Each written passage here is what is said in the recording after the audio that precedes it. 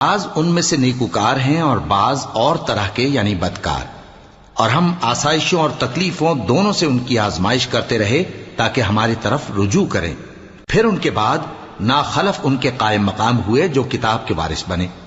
یہ لوگ اس حقیر دنیا کا مال و متاع لے لیتے ہیں اور کہتے ہیں کہ ہم بخش دیے جائیں گے، اور اگر ان کے سامنے بھی ویسا ہی مال آ جاتا ہے تو وہ بھی اسے لے لیتے ہیں۔ کیا ان سے کتاب کی نسبت عہد نہیں لیا گیا تھا کہ اللہ پر سچ کے سوا اور کچھ نہیں کہیں گے؟ اور جو کچھ اس کتاب میں ہے اس کو انہوں نے پڑھ بھی لیا ہے، اور آخرت کا گھر پرہیزگاروں کے لیے بہتر ہے، کیا تم سمجھتے نہیں؟ اور جو لوگ کتاب کو مضبوط پکڑے ہوئے ہیں اور نماز کا اہتمام کرتے ہیں ان کو ہم اجر دیں گے کہ ہم نیکوکاروں کا اجر ضائع نہیں کرتے۔ اور جب ہم نے ان کے سروں پر پہاڑ اٹھا کھڑا کیا گویا وہ سائبان تھا، اور انہوں نے خیال کیا کہ وہ